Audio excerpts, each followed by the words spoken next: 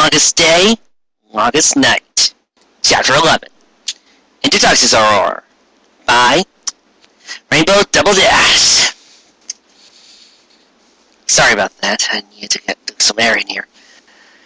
Trixie, I'm going to ask you something, and I want you to be honest. Lyra said as they trotted through the Everfree. Trixie stopped going on the rough trail, looked around, and let out a long sigh. Yes, she said, knowing what Lyra was going to ask. Yes, I'm lost. Or at least I don't know where I'm going.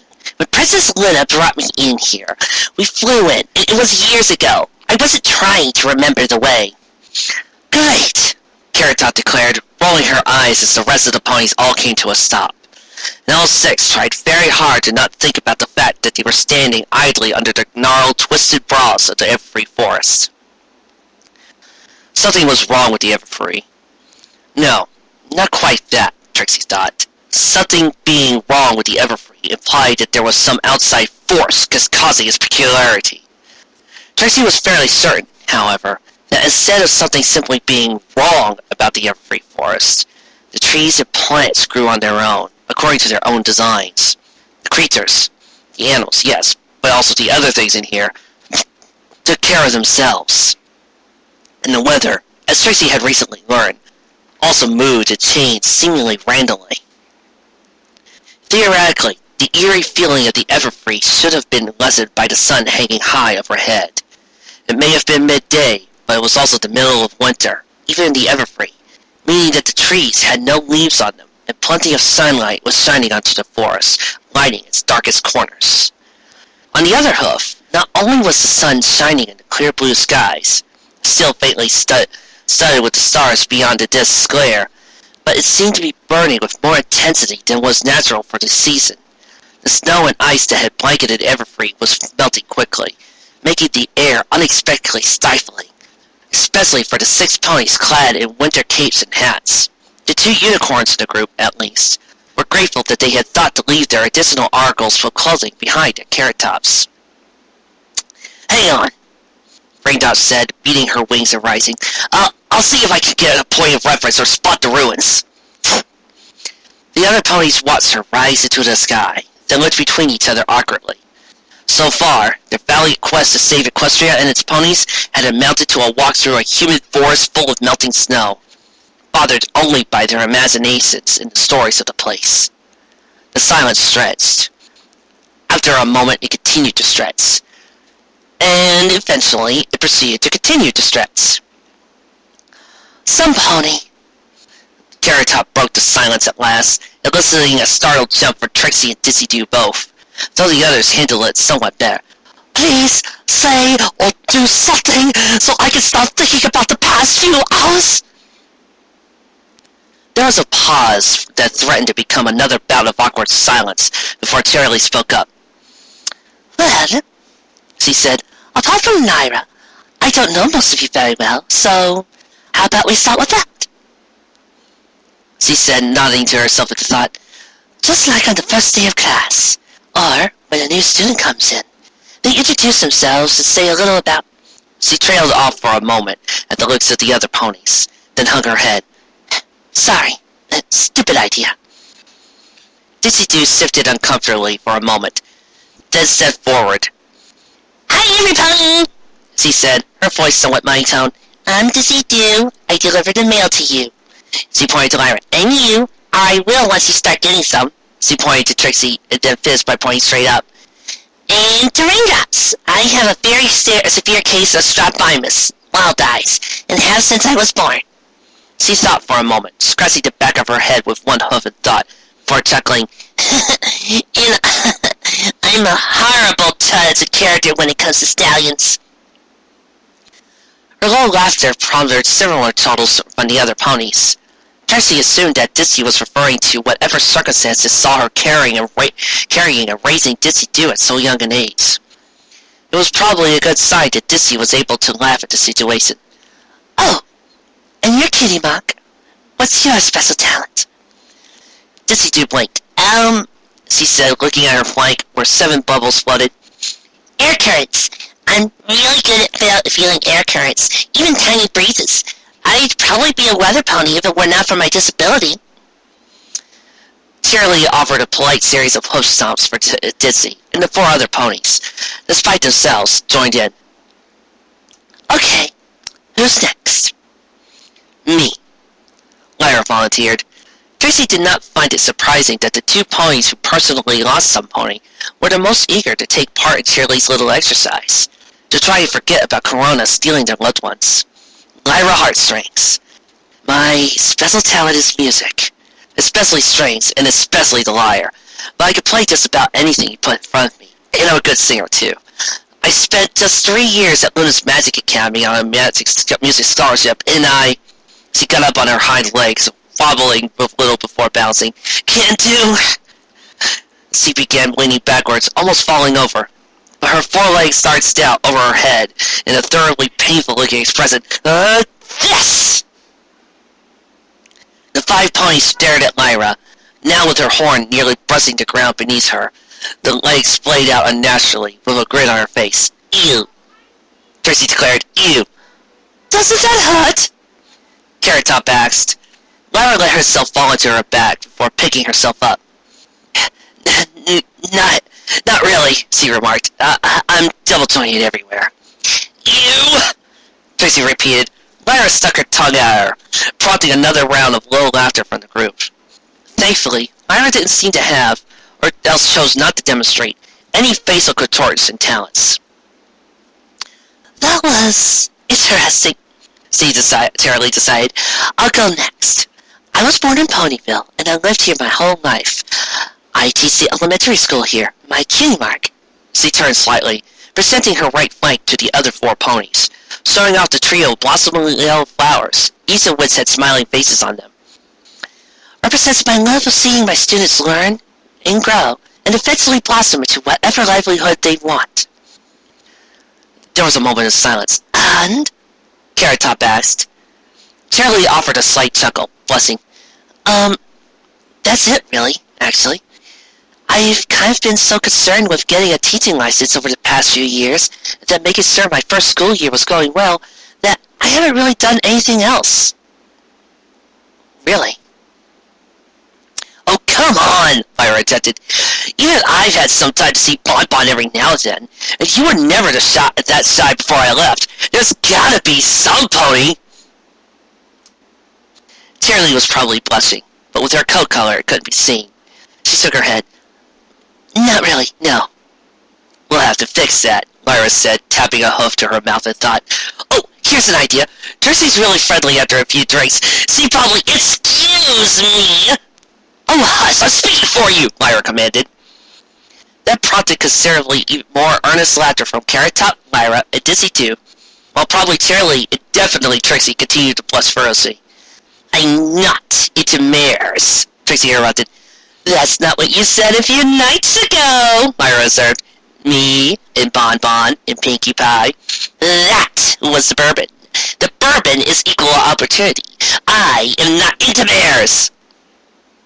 Charlie managed to laugh at that.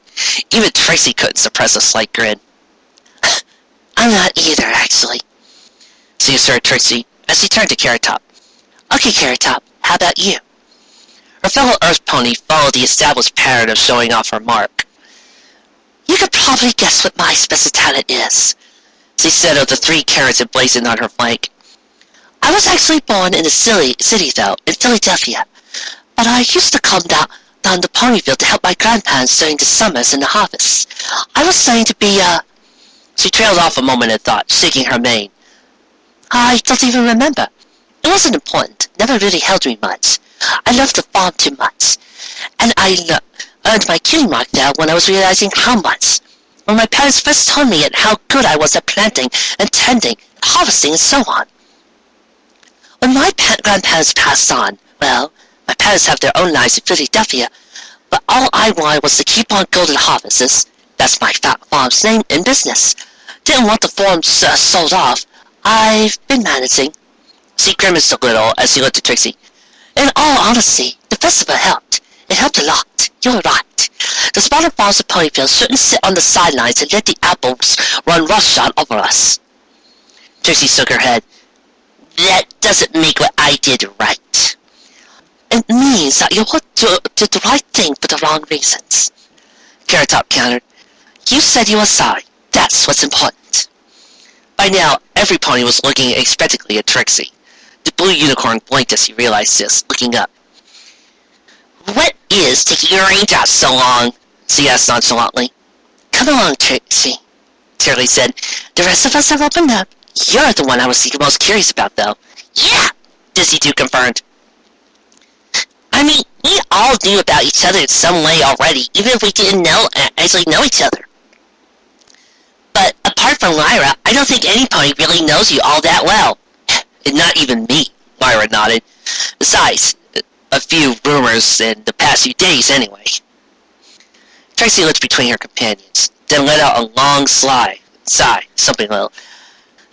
All right, she conceded. Every pony else had opened up. I suppose it was only fair she did.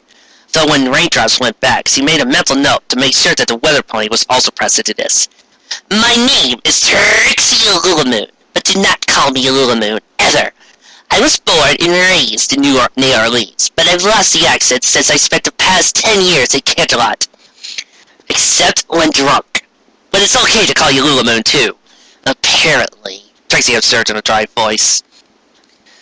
How did you become Luna's student? The unicorn continued. I mean, was there like some kind of contest I missed or something? Or some special test for Luna's school for gifted unicorns? Trixie shook her head and grimaced. My grandfather, was Quartermoon the Magnificent, the greatest magician to have ever lived.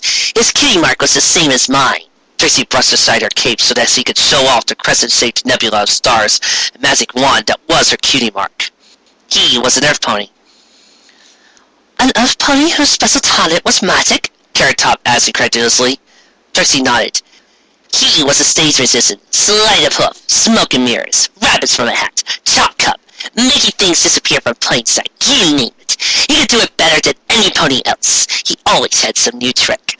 Whenever Grandpapa came by to visit, he used to tuck me into bed, and rather than read me a bed story, he would put on a private show. Every pony loved him, including one pony in particular, who made it a point to see every one of his shows whenever he came to Canterlot, though always in disguise. Princess Luna. Trixie should have been saying what she said with immense pride and happiness. Instead, her tone was of somber. The other ponies looked between each other as Trixie paused. What happened? Dizzy 2 asked. Trixie shrugged. He got old, she said, but wouldn't admit it. One day, on stage in Canterlot, he collapsed. Liver failure. Luna dropped her disguise and personally took him to the nearest hospital. My entire family was rushed up from New Orleans to see him. No pony wanted to tell me what was happening, but I figured it out. Or at least, put things together as best as I could for a filly. I knew he was dying, and I knew he was going to go to sleep and he wasn't going to wake up, ever. And I knew if that was happening to me, that I wanted to give him a magic show before I went to sleep. So, I somehow managed to convince my aunt and uncle, his doctors, and Luna to put one on for him. It was while I was doing this for Grandpa that I earned my cutie mark, since I realized how much I loved doing magic, spells, sleight of hand, and hoof, and both, and loved doing it for an audience, and ponies in general. The ponies glanced between each other. The earning of a cutie mark was something joyous and filled with wonder and glee.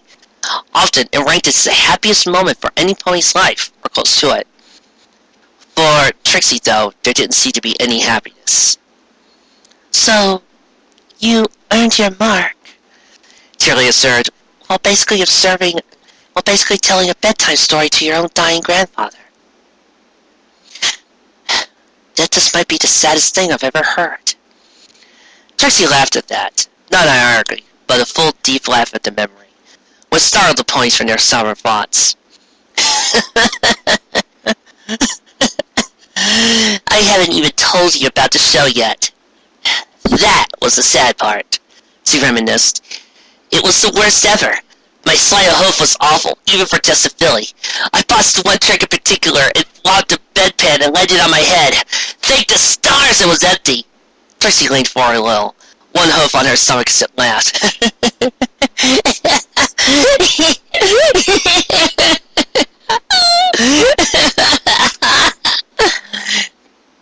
At the thought of Philly Trixie wearing a bedpan for a hat, the other mares began laughing as well.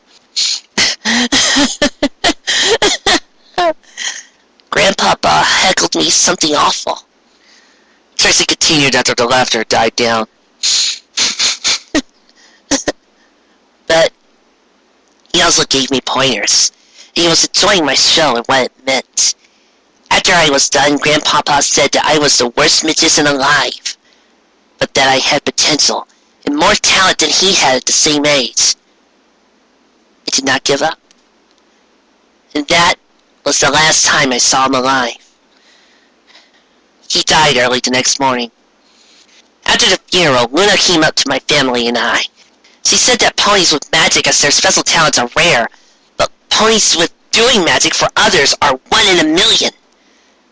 She offered me her personal apprenticeship. My family agreed. I accepted. And, well, here I am trying to save the world.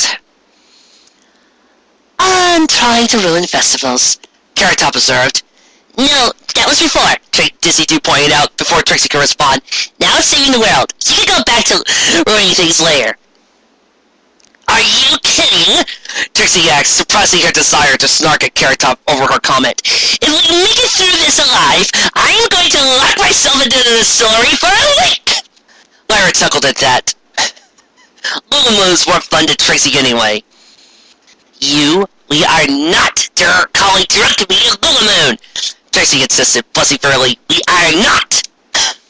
We are not, Charlie corrected, tapping a hoof to her mouth as she considered it. I think we're going to. Every pony began laughing at Trixie. The comment wasn't all that funny in of itself, but given the stress and pain of the last few hours, it felt good to just unwind and laugh, even if only for a little while, forgetting the dire situation they were in, and pretending that they were just by themselves in a warm home somewhere. Hey, what did I miss? A voice called from above the 5 ponies. Looking up, they saw raindrops overhead, coming in for a smooth landing beside the other 5. Charlie pointed at her. Kitty Mock and the personal details, now! She ordered. The mares, besides raindrops, burst out into a fresh round of giggles, as the raindrops simply lurched between them, like they lost their minds. Okay, the Pegasus ventured. So we're just going to sit here laughing instead of saving Equestria and the kidnapped ponies den? That managed to kill the mood rather thoroughly. It was Charlie's idea, Carrot Top explained. We were getting to know each other rather than thinking about, well, everything, and it was working. Raindrops opened her mouth to speak, but it was interrupted by a new voice from behind the ponies. How strange it is to hear laughter in my ears. The deep, though obviously female voice said, when this pony first usually brings out the pony's fears. But I find it pleasant, the sound through all the desert danger presence all around. The collective mares all looked, found themselves staring at a pony, or at least a being with a pony shape. Her coat was striped in light and dark gray, standing in dark contrast to the bright golden rings at her ears, around her neck, and around her right front leg. She was wearing a brown hooded cloak, though the hood was laid down, showing off a mane, striped as she was, that was styled in a tall mohawk. Hi, Trixie ventured. This is Sakura, Raindrop said, twining around her companions to stand next to the newcomer. And she looked around, checking behind Sakura. Where did he fall behind? My companion you seek, a good pace he normally keeps. He remained behind, I wager, to see to a call of nature. Raindrops nodded at that. Ah, got it. She looked back to the other mares. Anyway, this is Sakura. She's a zebra. Apparently she lives in Everfree. A zebra? Charlie asked, eyes wide. What are you doing in Equestria? My people's suggestion of salmon tests, Sakura said, nodding her head. I have come here on my spirit's quest. Great power I did feel stirring, So I came here unerring. The zebra grimaced as he glanced upwards. Though I did not know I sought the sun spirit. Your ponies are right to fear it. And you live in the Everfree? Dizzy-Doo asked. How is that even possible? Sakura offered a knowing smile. Compared to the dangers of my homeland, the perils of the Everfree are easy to withstand. I found her while looking around, Raindrops observed, plus her companion. They said they know the way to the palace ruin, and they're willing to help us getting there. She's willing, a new voice said. I don't want to go near the place, but no one cares what I think. Being the third time some pony had appeared out of nowhere, the gathered mares thought themselves prepared for whoever was trudging through the path covered by melting snow. They were wrong, for several reasons. He was about half as tall as Lyra, the tallest pony of the group. He was colored purple and green. Specifically, he was covered in purple and green scales. He also walked upright, on two legs, and he was emphatically not a pony. Instead, a being with a large hide head, a mouth full of sharp teeth, two short arms ended in four-fingered hands, and a short tail, with green spines running down his back. Unlike every pony else, he wasn't wearing anything to ward off the cold or snow, but he didn't seem particularly bothered by it either. Sakura observed, in this foreign land, he has been my boon companion. I would like to introduce Spike, the baby dragon. Hi, Spike said with a wave. The pony stared. Spike stared back. After several moments, he started making poses, flexing his muscles. I know, right? He asked, waving his brows slightly. The baby dragon? Lyra observed, trotting forward. What's a dragon doing in Equestria? I don't know. The pony stared, interestingly enough. Sakura was among them. What? I don't remember what I was like when I was a hatchling. Do you remember what you were like when you were newborns? Okay, Shirley said. How about afterwards? Spike shrugged again, then pointed to Sakura. Don't remember anything before meeting Z. We were both strangers in a strange land, so we've been hanging out. Trixie blinked. And thus our surrealism quota was filled for a day, she observed. With due respect to you pony folk, she said, the sun spirit's freedom is no joke. I do not wish to appear callous, but we should make haste to the ruined palace. The mares turned their gazes away from Spike, then nodded as one. All right, Carrot Top said, lead on. Okay, Spike said with a sigh. As Sakura and the ponies turned, Lyra began to follow the former. Let's go back to the palace with all sorts of horrible death traps. Chapter 12. Siren Song in the Caracord. The melting snow from the unusually warmed air was beginning to create mist in the Everfree. For now, it was lying close to the ground, but it was not helping the general eeriness of the place in any way as it rolled over their hooves, obscuring the ground beneath them. Fortunately, however, the 6 ponies, 1 zebra, and 1 baby dragon had a way to distract themselves. And that is how I got my kitty mock. Carrot Top finished, the last of them to reiterate her story to Raindrops. That's nice. The jasmine-colored Pegasus intoned, ruffling her wings slightly. So, that makes it your turn then, Shirley said. I'm not going to save Equestria with a pony I don't know anything about. Raindrops shrugged. Born in Cloudsdale, loved it when it rained, got my cutie mark early since I know that all through my full hood. When my brother was born a unicorn, my parents moved to Ponyville. Joined the weather patrol. That's it. Lyra's ears were twisting, swiveling slightly, as though she heard something. Any pony else hear that? She asked absent-mindedly as Raindrops spoke. When the Pegasus finished, however, she looked back to Raindrops, scowling a little. Oh, come on! She objected. We're pouring our bleeding hearts out for every pony, and you expect to get on by that? She furrowed her brow and thought, you've got to, resent your brother or your parents for making you move from Cloudsdale. Nope, Raindrops said. Ponyville's nice. I like it. No weather patrol stories, Shirley tried. A few, I guess, she began, but a lot of them were really technical. Like that time Cloud Chaser made some Cirrocumulus underlie when the schedule called for Cirrocumulus Lycosinai. But I hadn't got my part right, so when the 2 cloud sexes began to overlap, they made a Alto comas led to Clarius, it caused a Virga and microbursts. And Rainbow Dash was actually working that day, so me and Cloud Chaser had to work our wings off the cover before she noticed, and before the Alto comas led to Clarius and evolved into an... Oh, Double Dash, why? Why did you do this to me, man? Into a Altoceratops translucidus. I swear, one more weather term like that, and I am out of this live read!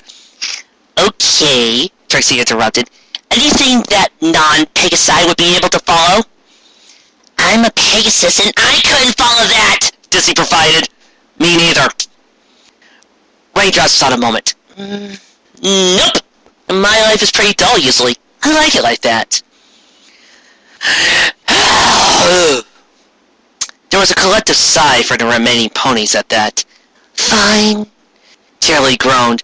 She looked ahead and Spike and Sakura. The former was sitting atop the back of the ladder, keeping his balance with practiced ease. How about you, Sakura? Do you have a cutie mark story? What is yours, anyway?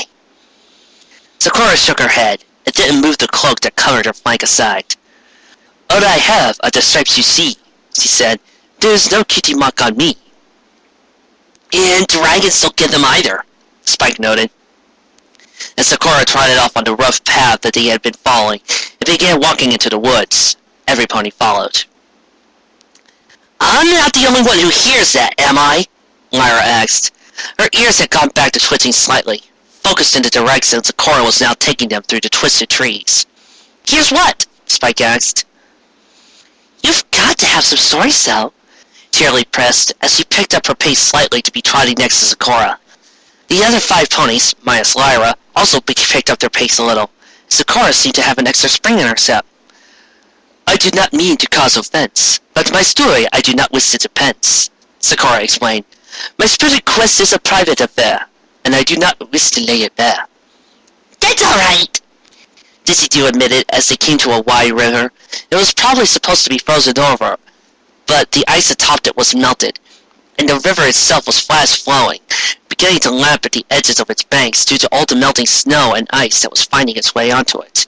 The low fog that permeated the Everfree stopped at the edge of the river. Lyra stopped her canter when she reached the river, ears no longer twitching, instead focused forward. Okay, now I definitely hear music.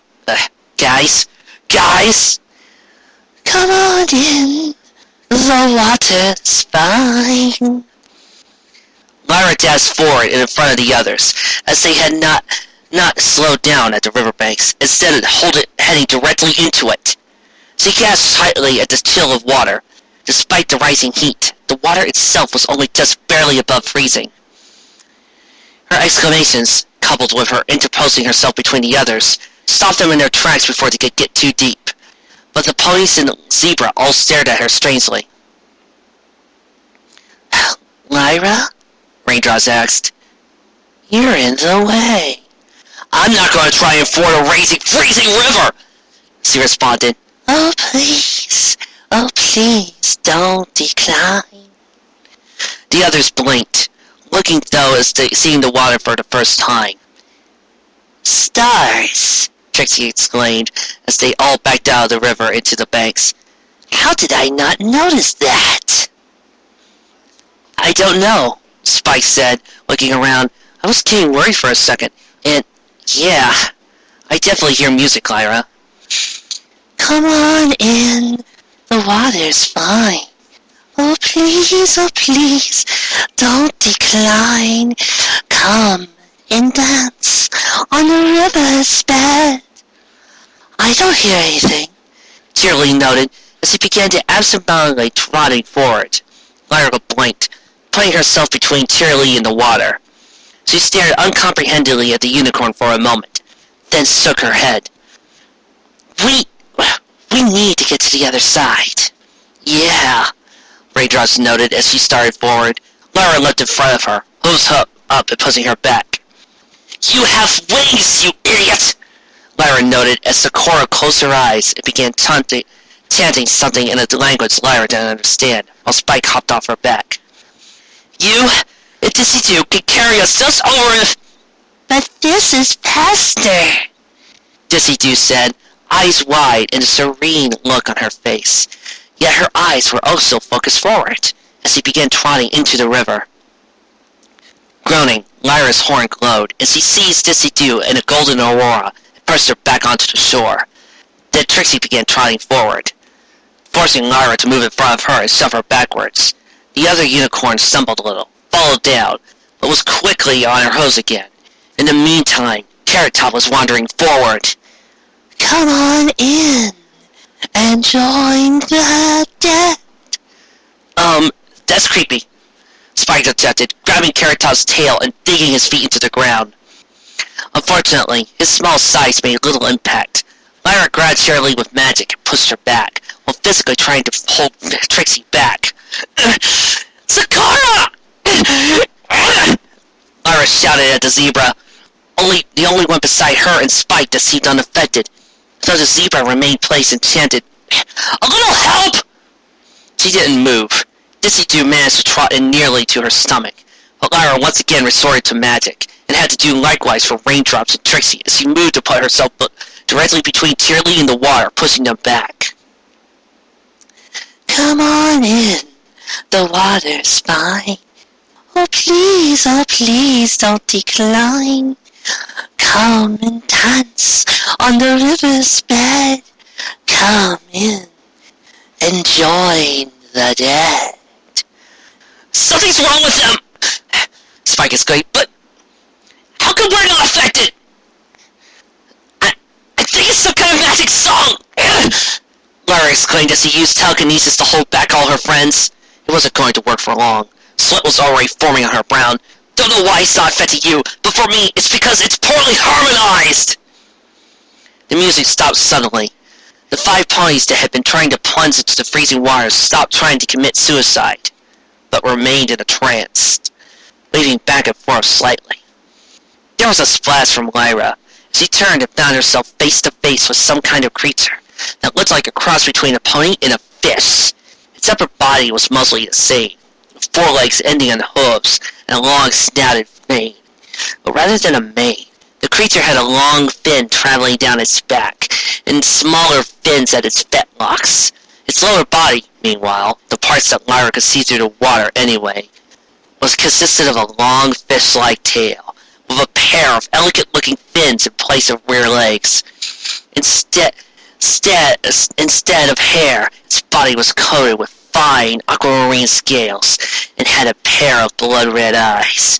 As Lyra watched, 2 more similar creatures emerged from beneath the water's surface, only slightly different in scale coloration, but with yellow and teal eyes. The last of them having pony proportions more aligned with a stallion than a mare. There was one more notable difference between these pony creatures and normal ponies. Their mouths were full of sharp teeth. None of them looked happy to see Lyra either. I beg your pardon, the first one appeared to demanded. Poorly harmonized. What are you? All three of the creatures fixed Lyra with a deadpan look. We're trying to lure ponies to their deaths by drowning in either of them, the second one said with yellow eyes. What do you think we are? Sea ponies? Lyra guessed. A little bit of water's chill returned to the ever-free forest at the glare she got. This is a freshwater river! The third, teal creature said. And sea ponies are herbivores. Sirens! Yellow Eyes, as Lyra mentally dubbed her, exclaimed, We're sirens! I thought sirens only lived in the ocean, Spike said from the shore. He then pointed at Teal Eyes. You're a stallion. Sirens are always mares. Well, yes, the first to appear said, Red Eyes. Ponies and dragons, I suppose, possess many misconceptions about us.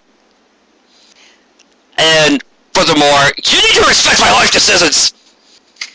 Teal Eyes asked incredulously, How can we reproduce with only mares? Magic? Spike suggested. Teal Eyes shrugged, conceding the possibility. topic! Red Eyes continued. What do you mean, poorly harmonized? I mean what it sounds like, Lyra exclaimed, dabbing a hoof at Red Eyes. And I'm looking at you. And don't try to deny, I know it's you. You're not syncing up with the other two at all. Your pit's too high and syncing a little faster. I am not! Actually, I did notice that, Yellow Eyes suggested. I wasn't going to say anything, but Red Eyes glided at her companion. You're taking the food sign? Hey, yeah, about that. The sirens ignored him. Out of harmony is out of harmony, Teal Eyes noted. Sorry, but food or not, she's got a point. I'm sorry, I didn't realize we were putting on a concert for the River Dragon. I thought we were just trying to get mistake. What's my mistake? Here! She held up her front hooves. So let my veins open, why don't you? We don't have major arteries in our legs, Yellow Eyes pointed out. Why do you even have legs? Lyra asked. The two of the sirens shrugged. While Red Eyes glared at her companions. Can we please stop talking to the food and eat already? She demanded. Lyra skipped backwards, out of the water at that. Red Eyes waved her off. Whatever, you're immune. The dragon and zebra are still immune like the last time, but that still gives us 5, and that's plenty. She gets cranky when she doesn't eat. Sorry, Teal Eyes explained as Red Eyes began to grumble. Last time, Lyra asked, looking to Spike. Sakura had not stopped chanting whatever her protective spell against the siren song was. The baby dragon offered a stupid grin and shrugged. I guess we do have some stories? Lyra shook her head and looked to the sirens. I'm not going to let you eat my friends, she proclaimed. 3-on-1 with you trying to save 5. Red Eyes nodded. I'm feeling pretty good about our odds. Plus, we got hunger on our side, Yellow Eyes said. That's a great motivator. I'm trying to save the world, Lyra noted.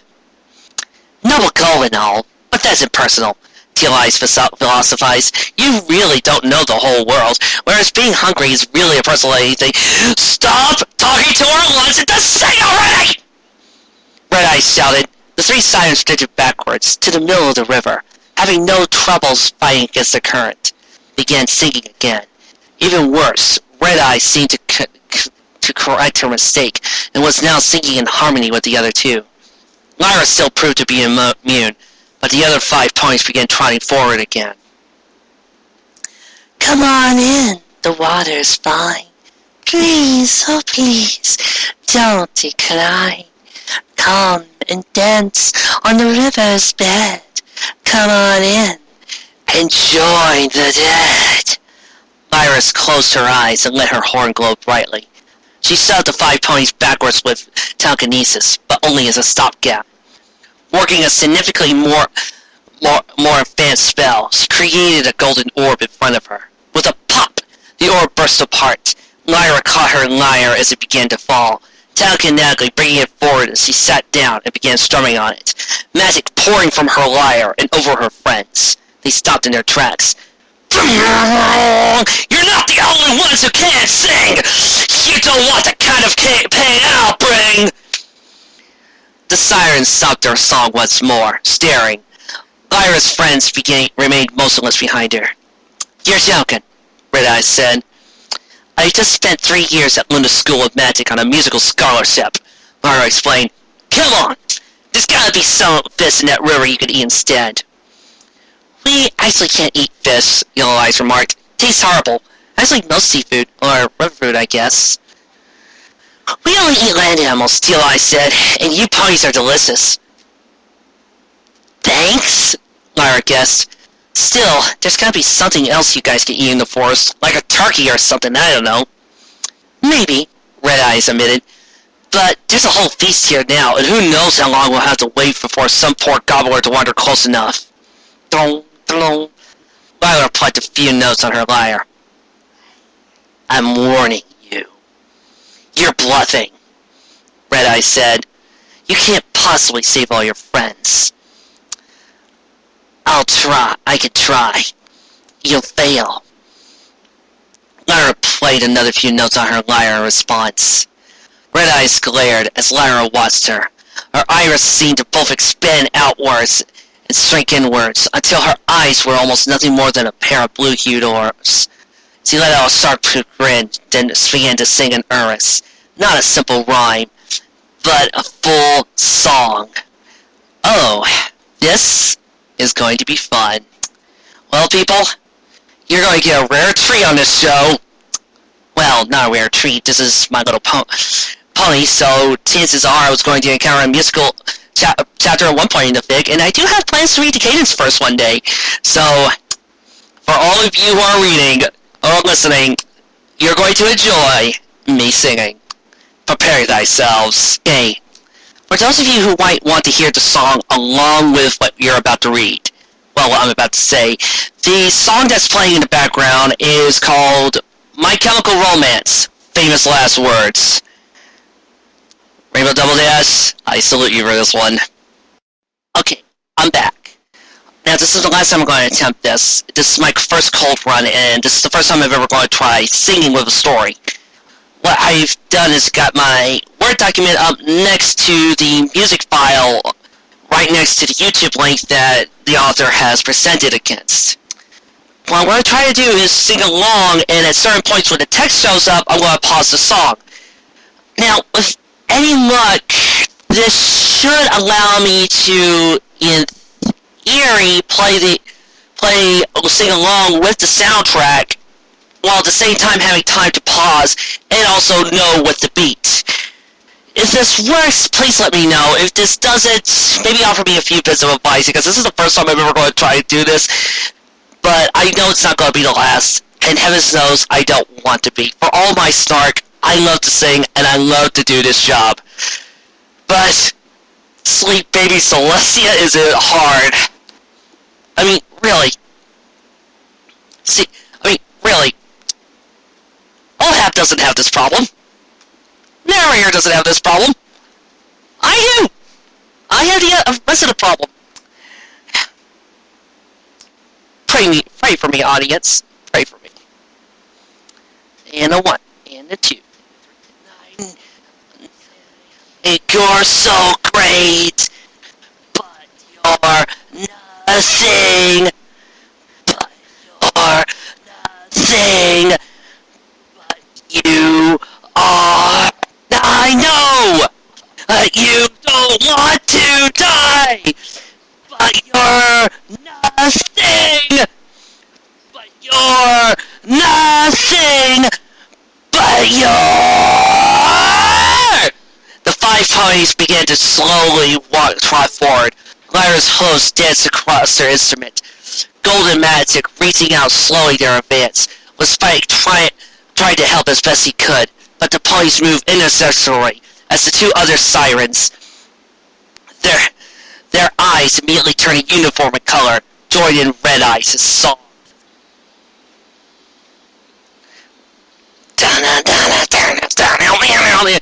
So stupid!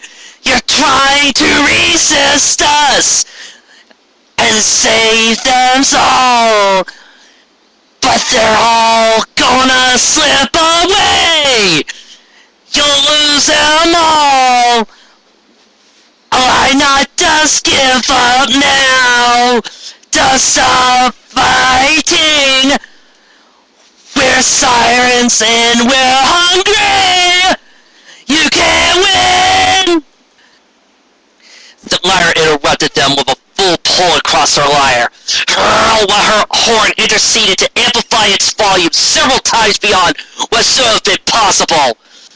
I'm gonna let you eat my friends, telling you right now to just go somewhere else. Music is my special talent. Nothing you can sing can stop me from winning. The golden threads that grasped her friends swelled in size and intensity. They were pushed backwards, and for the first time, the enthralled ponies looked around at their own volition, wide-eyed and panicked at the sight of the sirens and what the sirens were trying to make them do. The sirens, meanwhile, having been thrown backwards by the force of Lyra's magic-enhanced song, their eyes snapping back to normal, and looked of genuine surprise on their face. Glaring, their magical song returned, their magic taking physical form for the first time and lashing out at Lyra.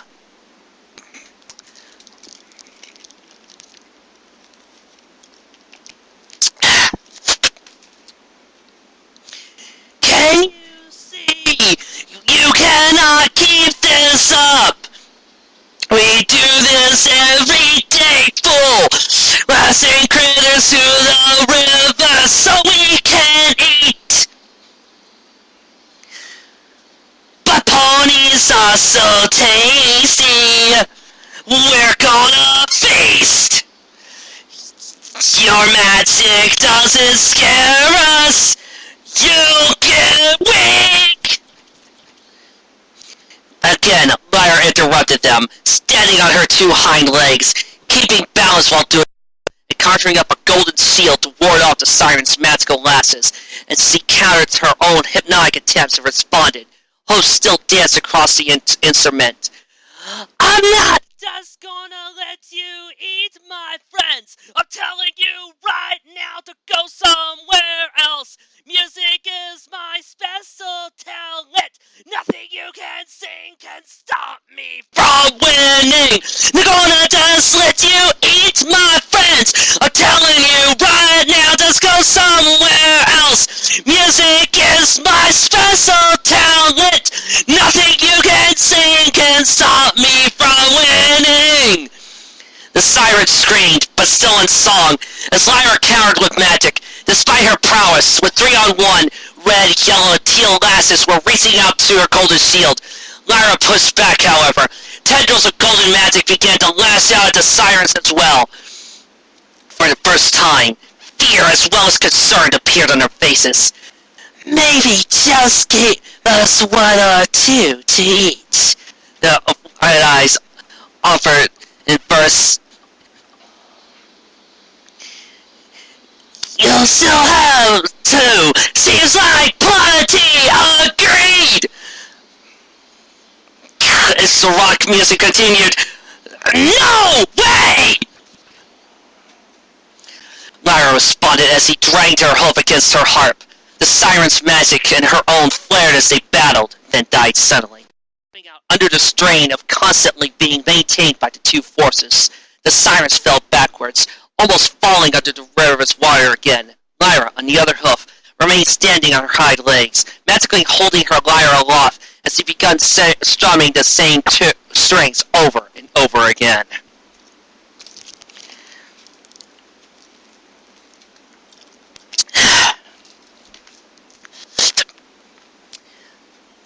I told you the brain I could bring, but you still didn't listen to me. What you've lost, you've got nothing left, but I'm still here. Use a swim away while you can. Find something else to snack upon. You've lost and you've got nothing here, but I'm still here. Next to Lyra, a ghostly image of herself formed and began echoing that verse.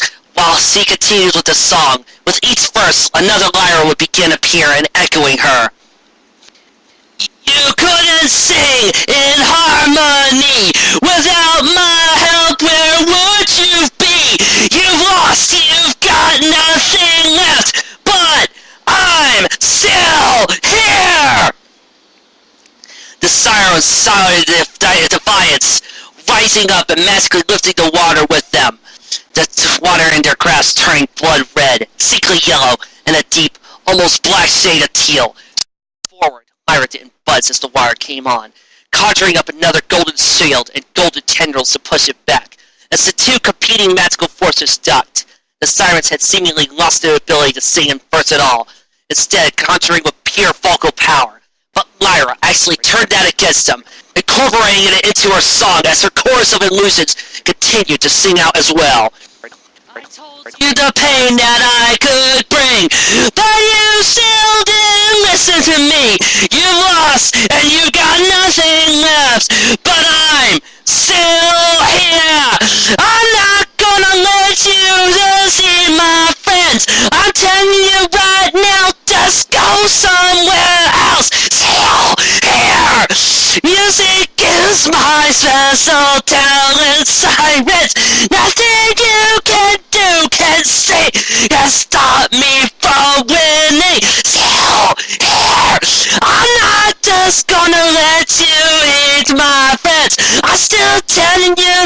now just go somewhere else.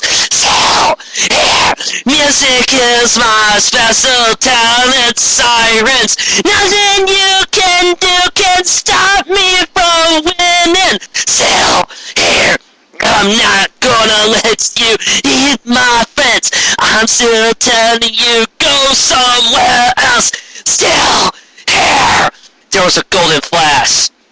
A wave of water thrown backwards, but the sirens remained floating in the air, grasped firmly in Lyra's magical roar. They had stopped singing, their legs and tails flailing, but only Lyra smirked before tossing them upstream as hard as they could. They landed with a splash some 30 feet away, quickly surfacing and staring wide-eyed at higher heartstrings. Music is my special talent, sirens, and now that I've won, you better swim off home. The sirens all stared for only a moment more, before disappearing beneath the river's water, rushing away. This was probably for the best, as it meant they didn't see Lyra collapse into the muddy riverbank a moment later.